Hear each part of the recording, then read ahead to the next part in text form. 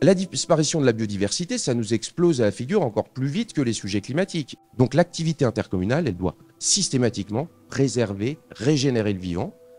L'enjeu, c'est comment est-ce qu'on rend les politiques climatiques désirables. L'échelle du territoire me paraît fondamentale parce que c'est là qu'on va pouvoir donner à voir. Il s'agit d'engager des transformations systémiques, décarbonation de l'industrie, de l'agriculture, du fret, des marchandises, des services publics, de l'énergie. Et si on était capable d'être à la hauteur de ce qui nous arrive, pour reprendre Deleuze. Moi, je trouve que cette phrase est magistrale. Et on sait que la seule façon de s'en sortir, ça va être dans la coopération, la démocratie et la considération de chacun.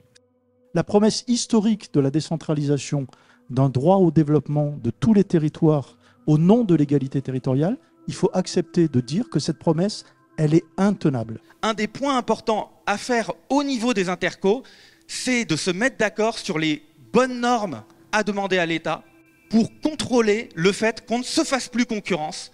Dans le radical, il y a le retour à la racine, ce que nous voudrions qui demeure, et il y a aussi le raidissement. Et le raidissement des positions me semble être ce qui aujourd'hui nous met en échec. Le chemin de la transformation, c'est de se transformer soi-même. Mais je dirais aussi politiser les syndicats techniques qui sont aujourd'hui des acteurs essentiels. Il va falloir maintenant avoir ce plus grand défi qui va être de réincorporer ce cycle de l'eau dans nos continents, dans nos vies. Et ça passe avant tout par l'échelle locale. Et donc, quelque part, vous êtes la solution.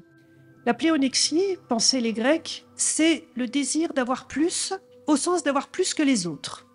Le bonheur repose à l'inverse sur une forme de satisfaction des désirs capable de surmonter un certain type d'insatisfaction et d'atteindre à un équilibre.